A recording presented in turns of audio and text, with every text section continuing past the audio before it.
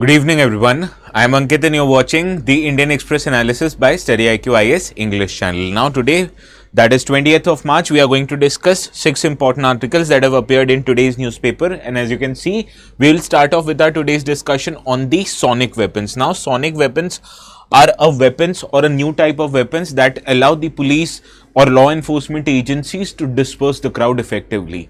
With which process does this weapon work? How does it, or is it really effective or deadly on the people? We'll try to ascertain this in our today's discussion. Now, these kind of new weapons, these are important from GS paper 3 perspective, particularly with developments related to science and technology. But as these weapons were recently used in Serbia, so there are many challenges also with the use of such weapons on the citizen and the normal public, right? Then we'll be understanding the duties that will be imposed on steel imports that are imported into India, and why is India planning to impose such kind of a customs duty on the steel imports. It is because the many other countries, including US, European Union, they are implementing many tariff and non-tariff measures on imports of such items, and it is assumed that such imposition of tariff and non-tariff by the Western countries might lead to dumping of cheaper steels from major steel producing nations into markets like India.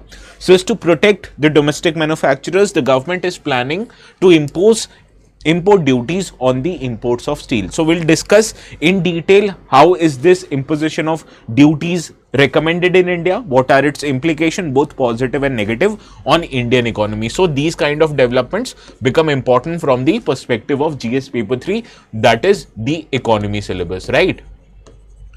Then we'll be discussing a species which is in news, that is caracals. Now these caracals actually appeared in news because the forest minister of the state of Rajasthan, he shared a picture of these caracals who were spotted in Rajasthan. So these, or for that matter any species in news, it becomes important from a prelims perspective, because in 2024 itself we saw a question appeared on flying fox bats which were actually in news in the newspaper. So any species in news becomes important, and that is why we are going to discuss caracals today. Now such species in news are important particularly from GS paper 3, that is the environment and ecological perspective, right? Then we'll be understanding the protest that is going on in the state of Kerala over the central government's plan to conduct offshore mining for many important resources. Now, what is the power bestowed upon central government to conduct these offshore mining operations? How these offshore mining operations can actually have several negative implications on the ecology, environment and economy of a state, we'll look into in our today's discussion. And in addition to that, we'll also understand the powers that the state government and the central government has over offshore or any entity for that matter. Then afterwards we'll proceed to a new article which is on a disease called Trachoma, as the World Health Organization has actually held that India is now free from the ambit of Trachoma disease. So what is this disease, how this happens, what are the causes of its transmission, we'll all understand this in our today's discussion. And these kind of diseases again become important from GS paper 3 perspective, that is the science and technological perspective. Then in the end we'll be discussing the topic of public healthcare in India, because in today's newspaper there are two different articles highlighting the state of public healthcare in India. Now these kind of topics, they are very important from GS paper 2 perspective, particularly with developments related to social sector, because if you look at the syllabus, it states that developments related to social sector with particular emphasis on health and education sector is important from the social sector perspective, and that is why this discussion on healthcare in India, particularly public healthcare, becomes important if we have to take care of many sustainable development goals, right? So these are the sum of articles that we are going to discuss today, and the notes for these session will be available as usual on my Telegram channel. This is called as ATS Live, so you have an option to click on the top right hand corner of your app, enter the keywords ATS Live, it will take you directly to my channel. Also you can scan this QR code, that way also you will get to my channel. Now good evening Lydia, Sarang, Gibson, Kaizen, Bagasping, Sesistox, Sejal, Rishi, Shushmita, Idea Simplified, Shweta, Ganesh, Bulbul, all of you, good evening. Bagasping's nice shirt. Well, actually I don't like this shirt as much. Okay, so Beginning our today's discussion with this yesterday's homework question that I gave you. Practice question: consider the following statements regarding zero hour in Indian Parliament. It is an informal parliamentary practice that allows members to raise urgent matters without prior notice immediately after the question hour.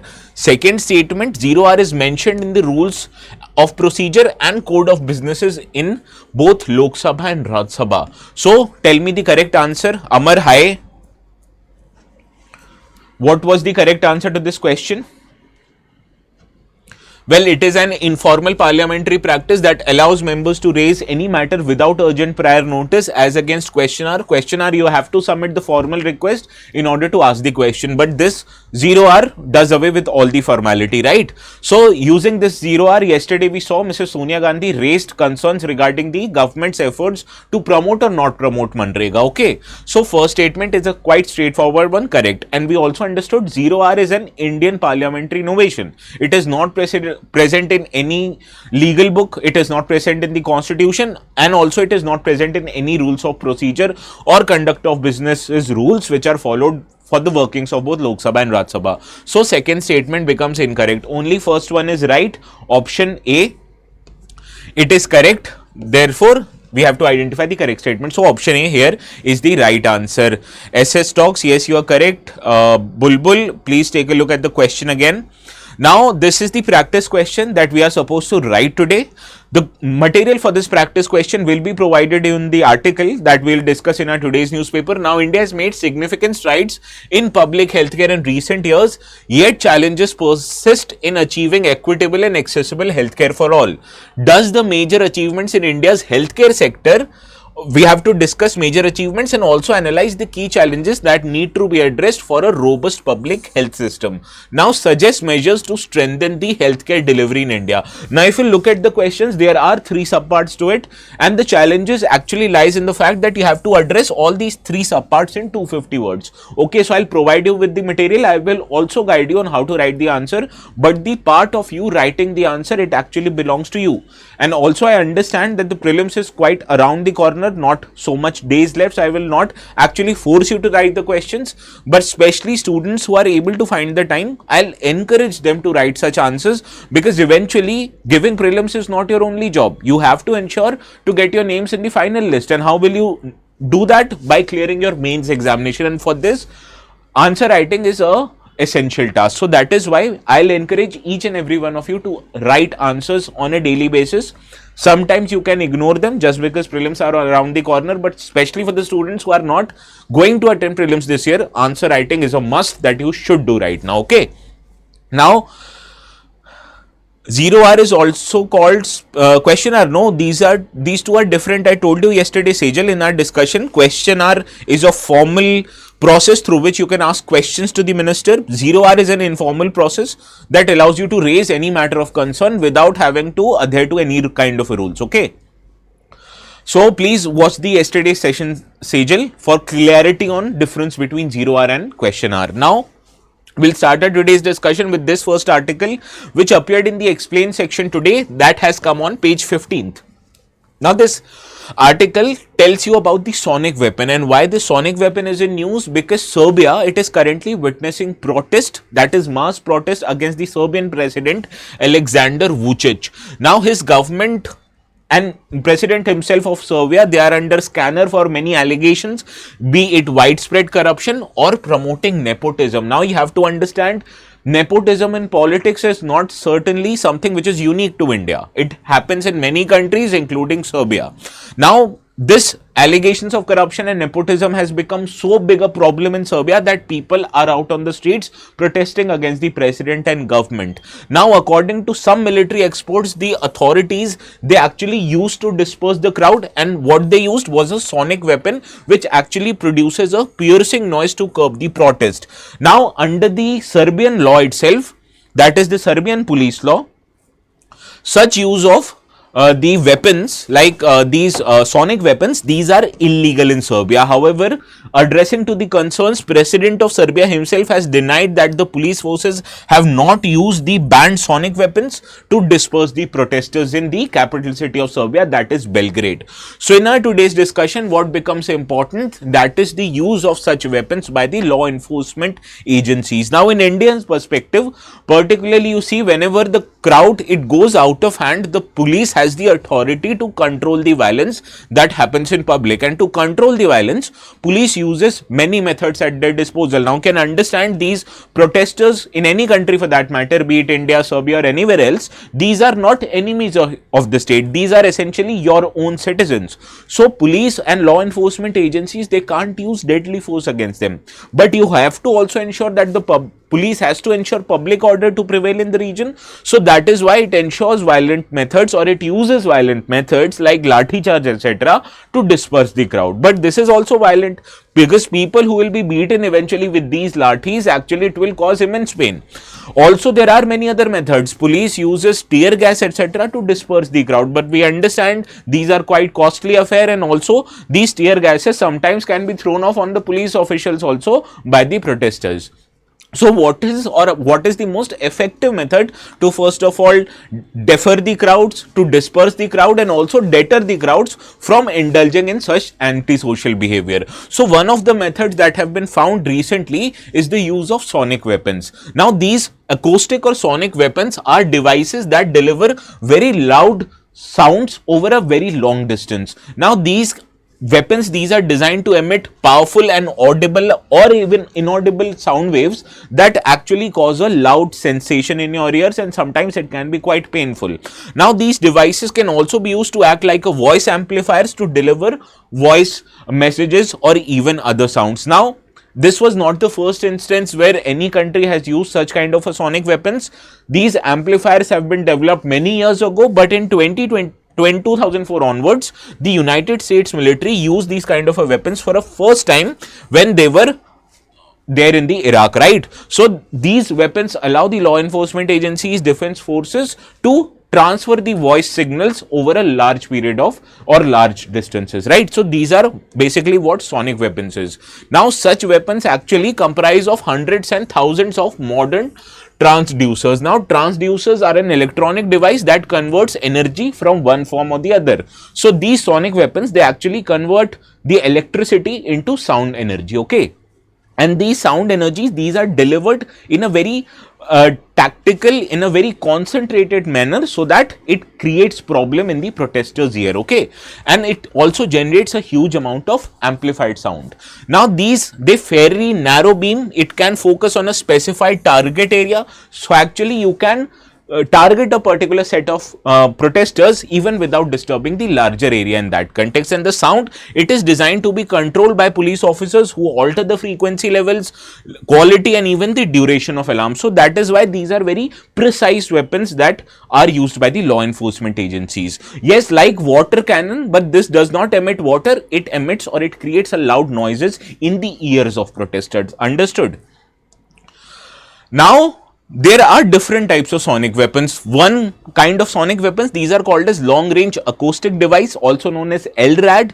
Now the range of these devices are more than or almost 9 kilometers for intelligible speech, and it produces a highly directional beam of extremely loud sound which can go up to 160 decibels. Now for things in perspective, whenever MS Dhoni hits a 6 in IPL, that the crowd noise after that 6 is 119 decibels. So you can compare this 119 decibel in a stadium itself is a quite loud noise, and this is about 41 decibels more than that. So this is the kind of sound that these devices produce. Simply even standing directly behind a jet engine, this produces about 130 to 140 decibels of sound, whereas a gunshot, it produces about 150 decibels. So you can understand the sonic weapons, they emit sound even louder than these kind of instances.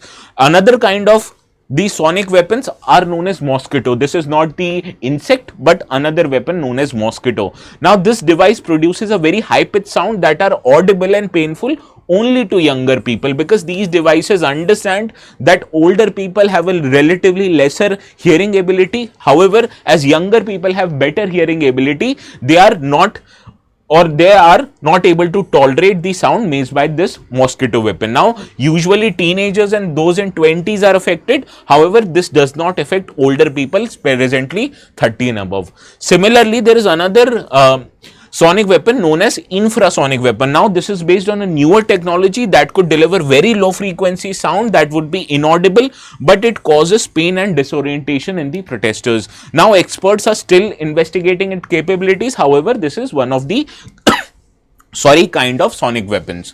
Now, what are the health effects caused by these sonic weapons? That is why these are a cause of concerns. And in many countries, for example, in Serbia, use of these weapons are banned on the public.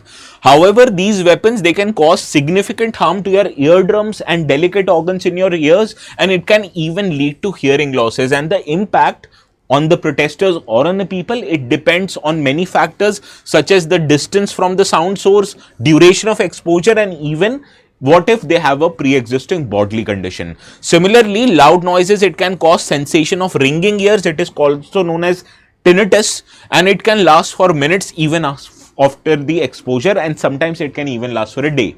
Also, the other sound injury symptoms, it includes headache, nausea, sweating, vertigo, loss of balance. Sign of more serious injuries, it can also include vomiting, mucus, blood from ears. So these are the negative or ill effects after the use of these weapons, and that is why many countries, including Serbia, they have banned the use of these weapons. However, on a global scale, there is no regulation for use of such weapons. Okay. Now, based on this information, let us try to solve this particular question. With reference to sonic weapons, consider the following statements. Sonic weapons use directed sound waves at specific frequencies to incapacitate or disorient individuals. The use of sonic weapons is banned under all international treaties, including the Geneva Convention. Now, Geneva Convention is an international treaty which actually regulates how countries go to war. What should or how should country behaves whenever they go to war. For example, if countries capture another country's soldier, there is a way that you have to treat that soldier. You can't mutilate, you can't torture that soldier, and you have to give that soldier a particular respect even when they are under your arrest. Okay, so this is how the countries or their conducts are regulated through Geneva Convention. So Sarang says option A, Shweta option A, SS talks, Kaizen, Shushmita, everyone says option A. Yes, second statement is indeed correct. There is no international regulation on the use of sonic weapons, and first, as you know, is a straightforward statement, therefore correct. So option A here is the right answer. Now, moving to the second article. This article appeared in the economy page of the Indian Express newspaper, which is today on page 19, and it states that the Commerce Ministry's arm, it is pushing for an imposition of 12% of import duty on steel, citing trade diversion. So this is the headline of the newspaper. Now, what is the context of the news article? Now, amid fears of the surge of steel imports into India, which might happen because countries like US, after Donald Trump has become its president, they are imposing sweeping import tariffs. For example, US is imposing 25% of tariff on imports from all countries. Similarly, bodies like European Union, it is introducing many protectionist measures on import of items like steel.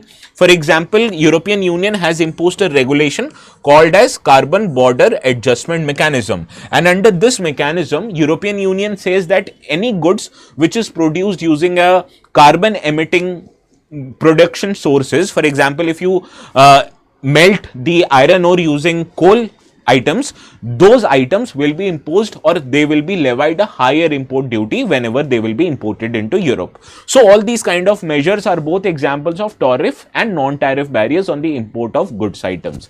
So this is feared by India, that when these countries are actually creating barriers on imports, so there might be a chance that the steel which might have been imported to these countries, they will be dumped into India. So as to protect its domestic industries, the government is actually planning many measures, one of which is the suggestion of imposition of 12% of import duty. So this is the context of our today's discussion.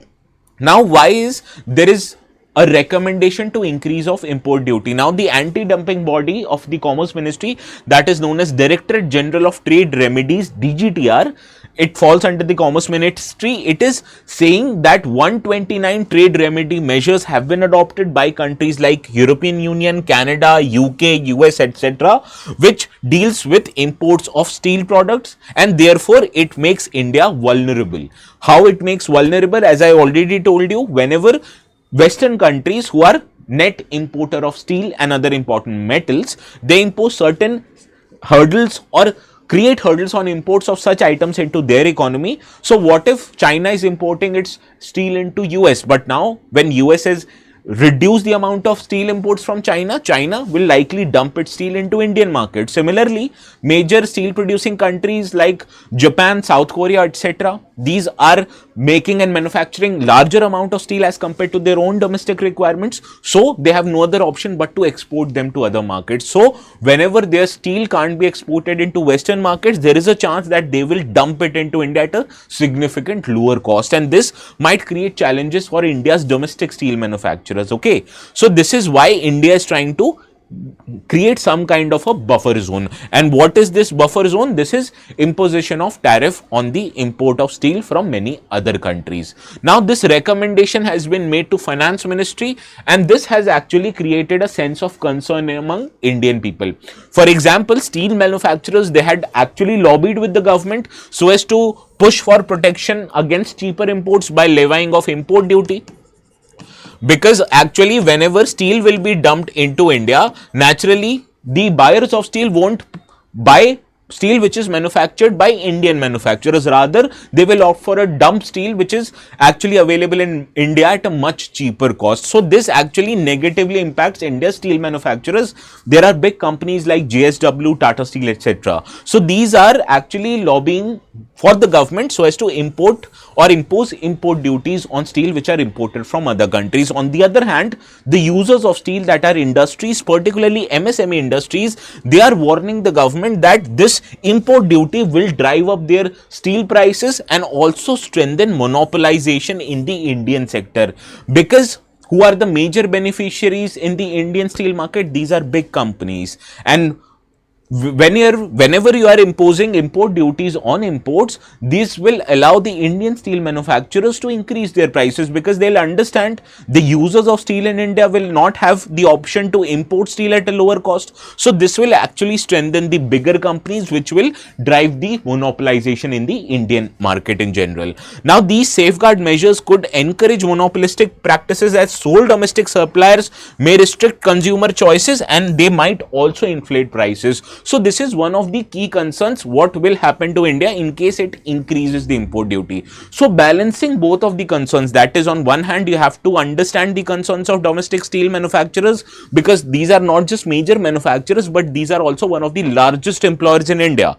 So flourishing of their business is also necessary for greater good of Indian economy. But on the other hand, you also have to ensure that these MSME industries who are users of steel, they should get steel at cheaper prices. And when steel which are imported into India, they are available at cheaper prices, it naturally benefits Indian industries. So they will be able to manufacture goods out of those steel at much cheaper price, and then these goods can be exported to other markets. So these are the two concerns that the government needs to balance. Understood?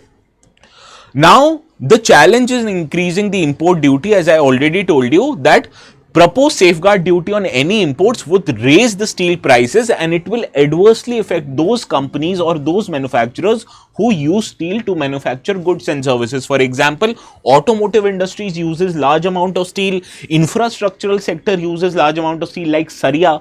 Similarly, renewable energy sector also uses large amount of steel. So what will happen in case the amount of or the cost of imports increases? So the cost of steel will also increase for these countries, and also it will reduce their overall competitiveness in the both domestic as well as export market. So this is one of the causes of concerns for Indian industry in general.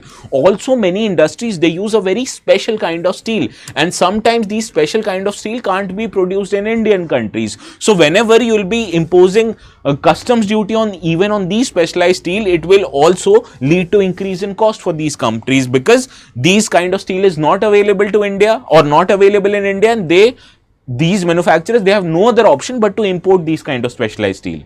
Also, you need to protect MSMEs and other user industries from potential price hikes and supply disruption, and for that MSME units need to procure steel at an export parity prices, which means they have to export goods and services, and in case they are using extremely high cost of steel, it will increase their overall production cost, which will reduce their competitiveness. So as to take care of their interests, we have to make them or make steel available for them at a much cheaper price as against the export prices. Understood? So these are the challenges that the government faces in general. On one hand, it has to take care of the interests of the steel companies, and on the other hand, it has to take care of interest of the domestic users of steel. Okay. Good evening, Rishabh. Now we move to another article. This article I took from the website of the Indian Express. Now I've realized in recent times that the coverage of the Indian Express website is much more than the newspaper itself. And I understand as the world is becoming more digitalized, the probability that the examiner will refer to an website as against the newspaper itself becomes quite high, because what is the easiest method for you if you have to access information for 2 days or 2 weeks before, right? You won't be going to the library and accessing the newspaper for 2 weeks before. You will simply Google search that item and it will take you directly to a website of a news provider like Indian Express or the Hindu, right? So from time to time, I also make sure to cover any important article that might not appear in the newspaper but is given on the websites of these news items. Okay, I hope you understand this problem. Now, this article on the Caracals, it appeared in the Indian Express website. Now, the context of this article is that the Rajasthan's forest minister, he shared a photograph on the social media celebrating the first photographic record of the Caracal appearing in the Mukundra Hills Tiger Reserve, which is located in the state of Rajasthan. Now, the Caracals, these are medium-sized cats who are found in dozens of countries across both Asia and Africa. While they are thriving in Africa, however, their population is very low in Asia, particularly they are not more than 50 in India. So that is why these kind of species becomes important from our prelims perspective. So in this regard, let us try to understand few details about this animal known as Caracals. Now, as you can see from this image, Caracals are basically a medium-sized wild cat who are native to Africa, Middle East, Central Asia as well as South Asia. Now, they are primarily nocturnal in nature. Nocturnal means like Batman, they also stay awake at night. Now, they are also known for their distinct pointed black ears, and this is where they get their name from, because the Turkish word Karkulak, from which the word Caracal is derived, it means black ears. So this is one of their distinctive characteristics, that they have black ears. Okay. Also, from any species that appears in news, I told you yesterday there are three things that are important: habit, habitats and the protection status. I understood the habits of these is that they have a distinctive characteristic of having a black hair. Now understand, or let us understand, their protection status. Now, Caracals generally are mentioned even in famous medieval Indian texts like Khamsai, Nizami, Shahnama, Tutinama, etc., and they are used, or they were used historically by Indian royalty for hunting birds in general. Now, in terms of conservation status, in the Wildlife Protection Act of 1972, they are categorized under Schedule 1 species, which means hunting, capturing of these species is permissible, or it's prohibited by crime. And also in terms of IUCN Red List, they are categorized as least concern. So please make sure to understand that under IUCN Red List, they are categorized as a animal of least concern. But what is important, and please note this, in 2021, the Environment Ministry, that is particularly the National Board for Wildlife, it added the name of Caracal to its own list of critically endangered species. Now, in general, the word critically endangered in your mind must be appearing for the IUCN Red List. But Indian Government Ministry, that is particularly the National Board of Wildlife, has a separate list where it categorizes many animals who are in danger in India. They are categorized as critically endangered list as per the National Board of Wildlife. Understood the distinction? Hello sir, we take normally many scientific name from Greek. Why is it so? Sorry, I do not have any idea. Just because Greek is a very ancient civilization, so my guess is that people take many names from Roman and Greek civilization. Okay. Now, about Caracals. Now in India generally, their population has witnessed a very sharp decline. Now historically, Caracals were found in India in as many as 13 Indian states. Okay. From 2000 onwards, their population reduced by half, that is 50%, and from 2001 to 2020, it further witnessed a 95% decline. Now, the population of Caracals are restricted only to about 16,700 square kilometers, which is less than 5% of its historical range. And in terms of numbers, only about 50 Caracals remain in India, and they are found only in two states, that are in Rajasthan and Gujarat. Okay. Yes, Baga Spinks is right. Roman civilization, their language was Latin. So Latin and Greek, most of the English names are derived from that. Similarly, like Hindi derives most of its lexicon from Sanskrit. Similarly, the English language also derives most of its name from Latin and Greek.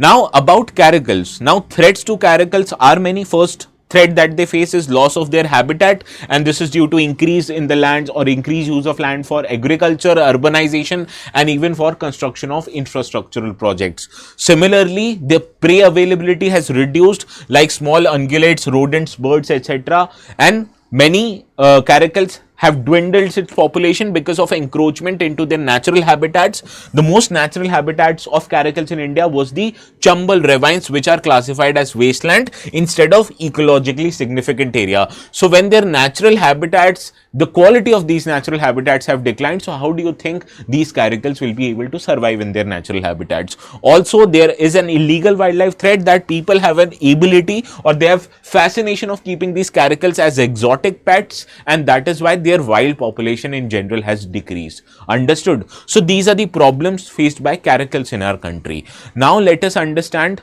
or let us try to solve this practice question. Consider the following statements regarding Caracals in India. Please try to solve this question at the earliest.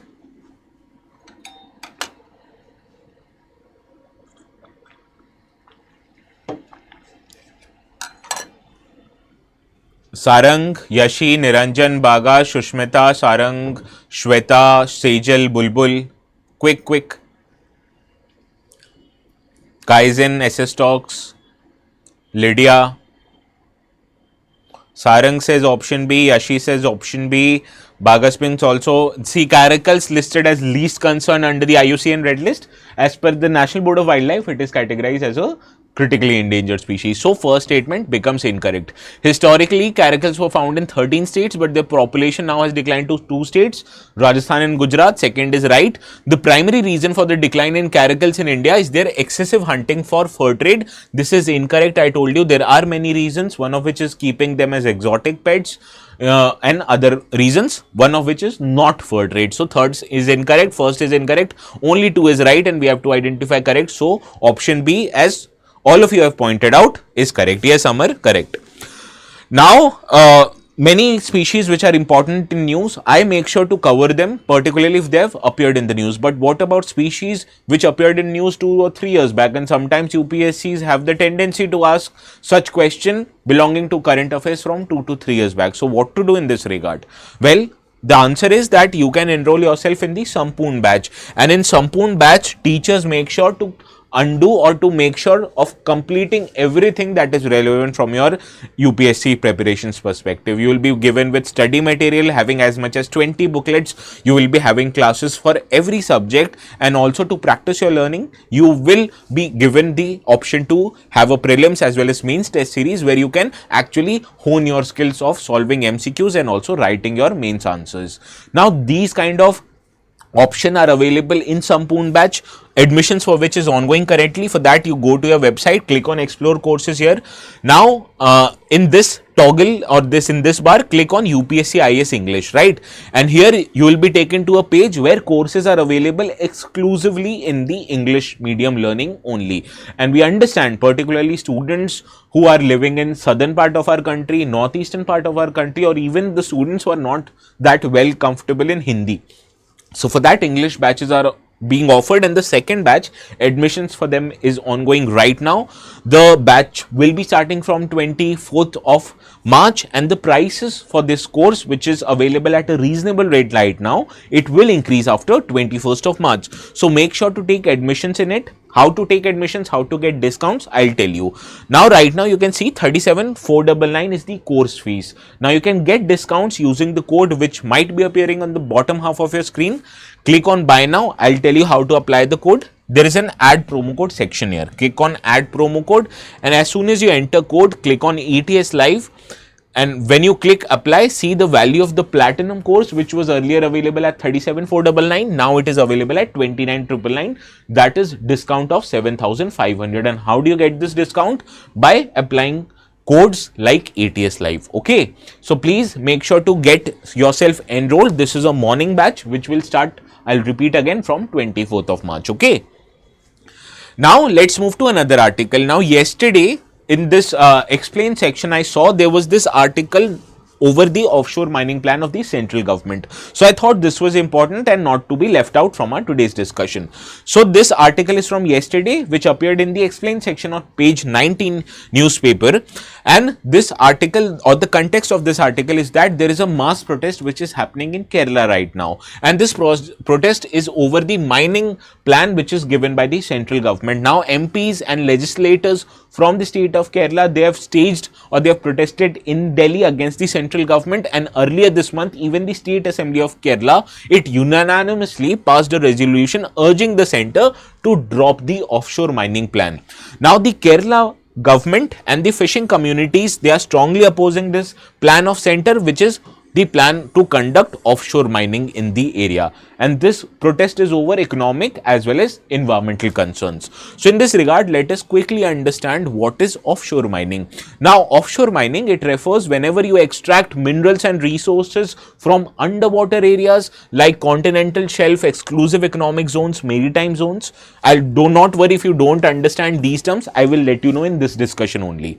Now, whenever you extract any mineral or resources from underwater, that is known as offshore mining, and the resources might be plenty. These might be available in form of polymetallic nodules, as these are kind of stones which are rich in many minerals like manganese, nickel, cobalt, and even copper, which all of which are economically quite desirable. Similarly, lime mud, construction grade sand, these are very high in demand, particularly with the increasing instances of construction and urbanization, and for that you need large amount of sand.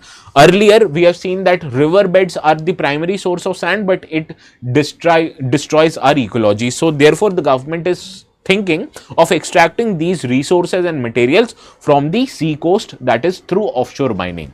So this is indeed what offshore mining is. Now the regulation of this offshore mining, it is done through a legislation passed by the Indian Parliament known as Offshore Area Mineral Development and Regulation Act of 2002, also known as OAMDR Act. Okay. Now this regulates mining activities in the maritime zones. Earlier offshore extraction, it was exclusively controlled by government bodies like Geological Survey of India, Indian Bureau of Mining, Atomic Minerals Directorate, but through an amendment of this act which happened in 2023, government allowed private sector participation in this mining activities, and this will be given to private sector through a process of competitive auction. Similarly, like giving coal mines to the private companies. Now, this amendment, it actually opened offshore mining for minerals and polymetallic nodules, lime mud and sand. It also allowed private sector companies to participate in it. And government is now looking to extract many minerals and resources through offshore mining in many states like Gujarat, Kerala, Andaman and Nicobar. So this protest is actually happening in Kerala.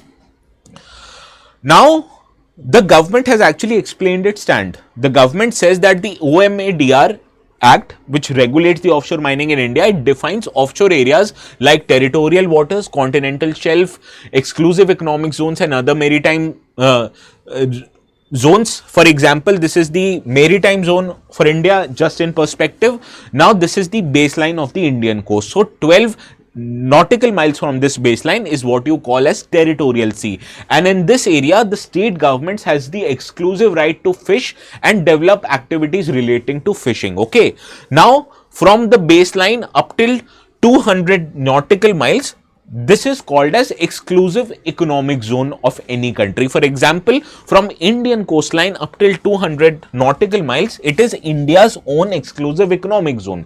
So any natural resources like crude oil, minerals, fishes, which are present in this 200 nautical mile area, it exclusively belongs to the Indian government and not to any other government of the foreign country. Okay. Similarly, from Indonesia's coast to 200 nautical mile, every resources that is available, it is the property of Indonesian government. Understood this concept? Now, further from territorial line up till 12 nautical miles further, it is known as contiguous zone, and the part of the land which extends from the baseline, it is known as continental shelf. Sometimes it can extend even above the exclusive economic zone. So this is the continental shelf margin. So the government has categorized these kind of land under the offshore areas, and now the government is planning to conduct offshore mining in these offshore areas. And according to the government, the mining rights in offshore areas, it belongs exclusively to the union government.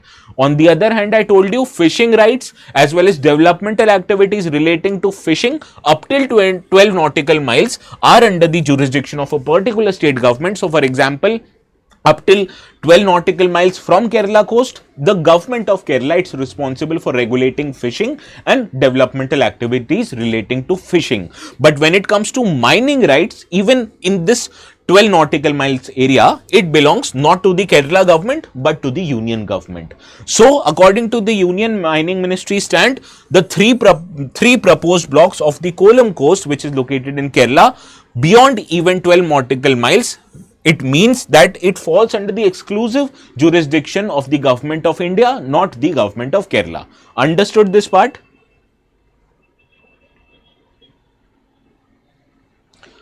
Well, Sri Lanka is shown in Indian map. No, actually from Sri Lankan coast, the 200 nautical miles area, these are delineated by the country based on their own understanding. This was actually the cause of concern that happened between Philippines and China in the South China Sea region, because China said that even Philippines is my part or is my territory because I have exclusive right under the 200 nautical miles area. But the UN clause, that is UN Convention on Laws of Sea, it allows the countries to agree with a following line based on which they have an agreement. It's just like the territorial boundary concept. Okay. Now, let us understand what were the causes that were raised by the fishing community and environmentalists. The fishing community and the environmentalists, particularly in Kerala, they raised many concerns, including that it might impact the marine ecosystem and the fisheries, that is the offshore mining. For example, Kollam Purappu, which is the Kilian Bank in Kerala, it is one of the most productive fishing grounds in the southwest coast of the India, and it says that the availability of fish will reduce in case the offshore mining will happen in this area. This will naturally mean that the fishermen will get less income.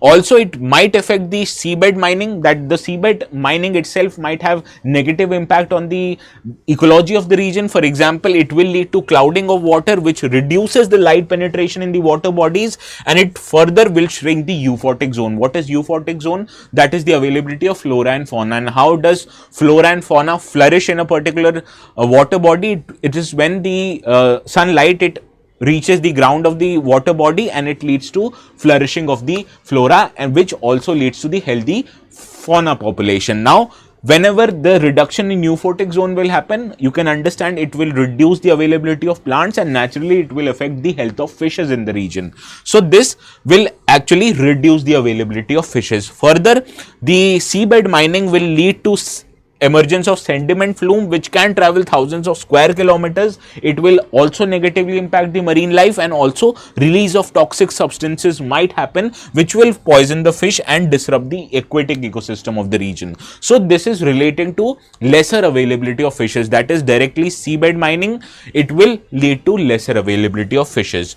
Further, it might impact the fisherman livelihood, as the fishing activity is main source of livelihood for as much as 11 lakh lakh fishermen in Kerala, and it also provides livelihood to 222 fishing villages in Kerala. Now, mining operations, it can reduce fish stocks and introduce large mining vessels, which in a way directly and indirectly disrupt the fishing activities in the region. Also, economic concerns are quite huge because the government of Kerala feels that the mining royalties will go directly to central government and not to the state government. So, state government of Kerala will also not be able to make tax money out of this activity. So, this is the entire cause of concern, both environmental and economic, and that is why people are protesting in Kerala over this decision of the mining activity. Understood? Now, Achal, good evening. You joined the session late. Now, let's see if you can solve this particular question. I'll get out of your way, read the questions, and let's see if you can solve it.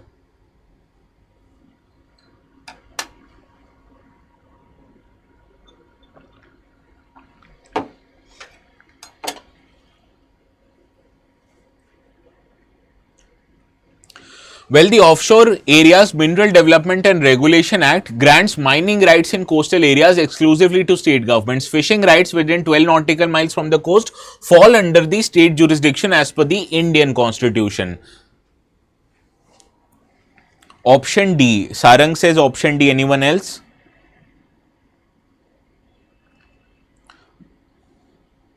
Well, yes, all of you are right. Offshore and Mineral Development and Regulation Act, it actually says that the mining rights in coastal areas, it exclusively rests not with state but with central government, whereas fishing rights up till 12 nautical miles, it rests according to the Indian Constitution with the state government. So, first statement is incorrect, second is right, therefore option D is the right answer.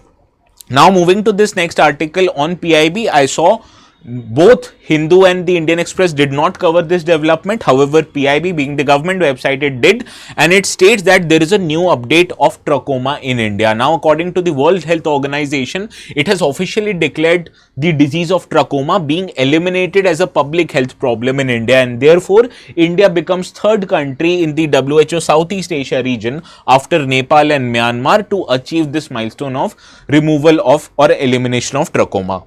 Now, in this regard, what is trachoma? Trachoma is actually an infectious eye disease which is caused by a bacterium known as Chlamydia trachomatis.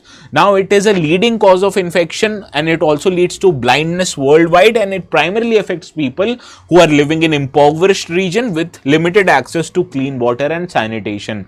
And the World Health Organization, it has categorized trachoma as a neglected tropical disease. So, this disease is actually originated through a bacterial infection. Okay.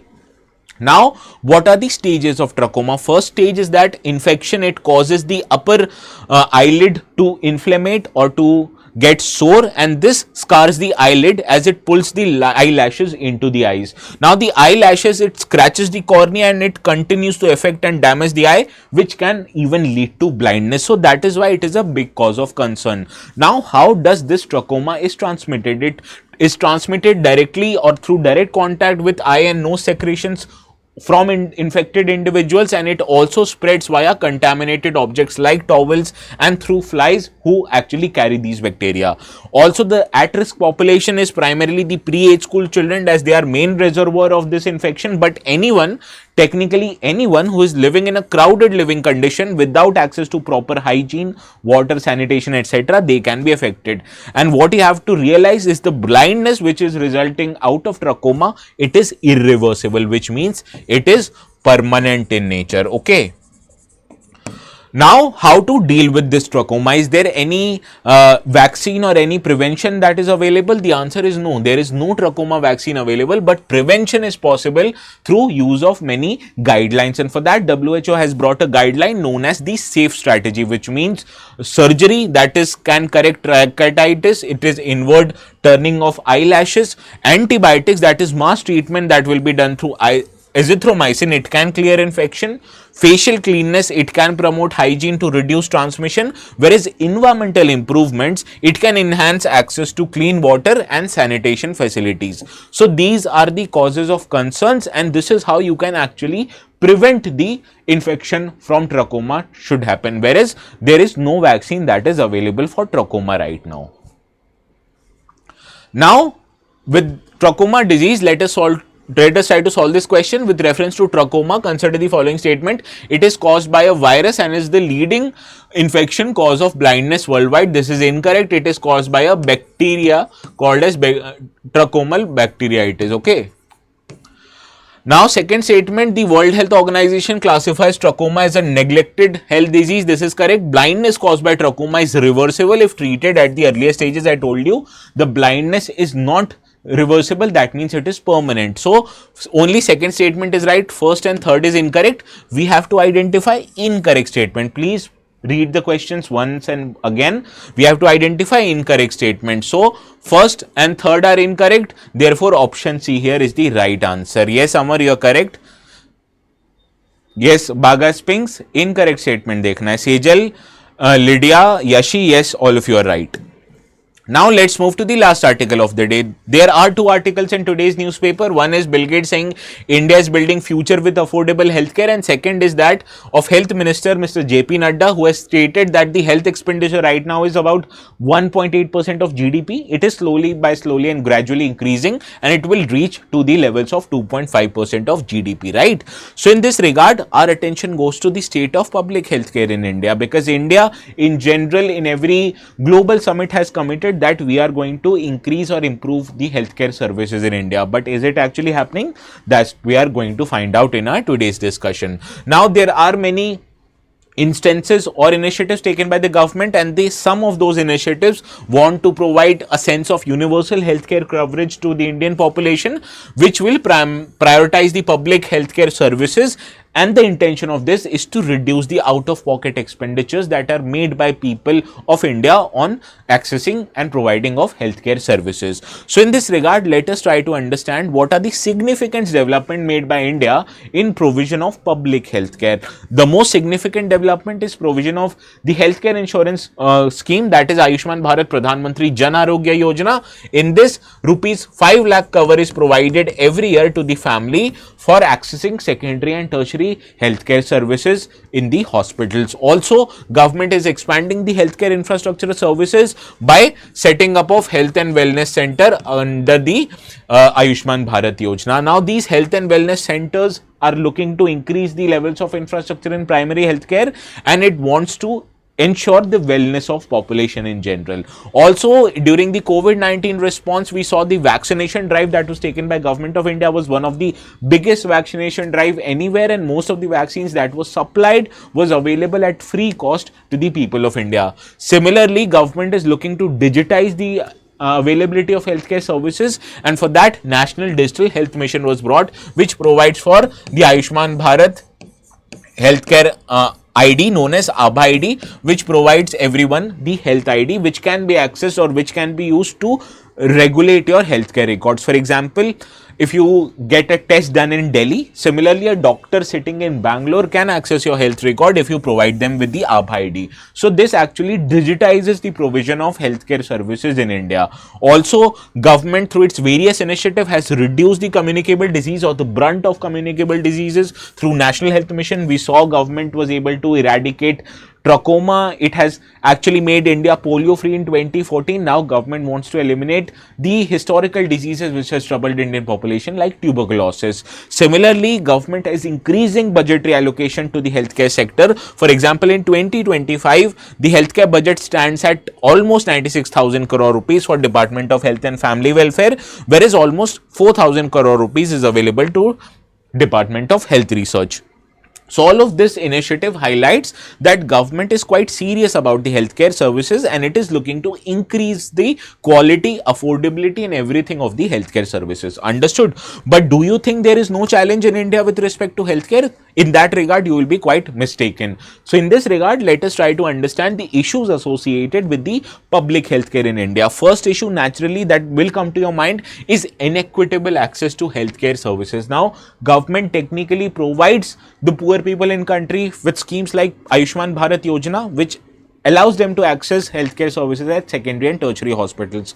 But when it comes to availability of tertiary and secondary hospitals in India, do you think rural areas will have as much presence of hospitals as compared to urban areas? No, right? So suppose if you're living in rural areas, you won't be able to access those hospitals as easily as people living in urban area. So therefore, significant amount of population, particularly people living in informal sector or working in informal sector who do not have access to any kind of insurance, if even if they are not poor, so they are not eligible to Pradhan Mantri Jan Arogya Yojana, and technically they can't even access with their own funds. Also, rural people, as I told you, they will have to travel a longer distance to be able to reach a hospital. So this is the problem of inequitable access of healthcare. Second is the weak secondary and tertiary public healthcare system.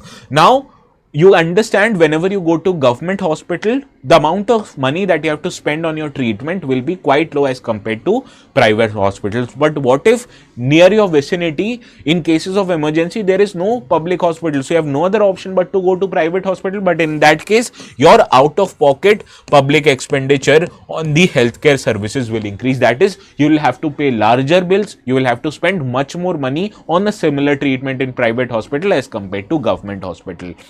Similarly, with provision of insurances, what we have seen that there is an overemphasis on curative care. People will think, ho jaye disease, ho jaye, I will go to a hospital, I will take medicines, I will undergo a surgery, and automatically my health will be okay. And people do not realize that instead of undertaking curative care, why don't they take prevention and community healthcare services so as not to get prone to the diseases? And this is why it is crucial to reduce your long-term health costs, but rather on depending on insurances, they are rather preferring curative care. So this is one of the key problems in India, that although government is providing them with the insurance, but it makes people careless, that they are not able to take preventive measures or take curative measures in order to have a better healthcare in general. Also, there are other challenges. For example, there is not so much availability of skilled workforce like doctor, nurses, etc. in rural hospitals.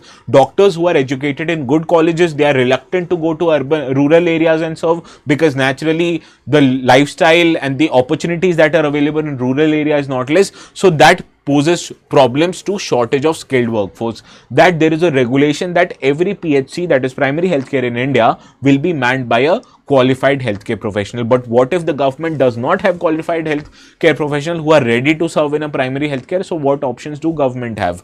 Another problem is that there is a declining public health investment. Now most of the money that the government is spending, it is going on increasing the levels of infrastructure. But on one hand, government is constructing hospitals in district headquarters, it is constructing hospitals in semi-urban area, but what about the primary healthcare and community healthcare centers in the rural area? That the government is not taking care of. Also, the overall data that the government has as pertaining to the population of country, it is quite outdated, because the last census in India happened in 2021. So the data which is ultimately used by government for policy planning, that is not present for the government. So these equity in general, where equity means equality for all. Technically, if I say, suppose yours and my height would be different, right? So I say whether we are able to look on the other side of the road, that is not equity. Suppose the wall is like this, my height is this and your height is this. So that equality does not make us equal. So suppose if I get you a stand so that you can stand and look outside, and your height will become to my height. That is what equity is, okay? This is a very rudimentary but a very exact definition of equity.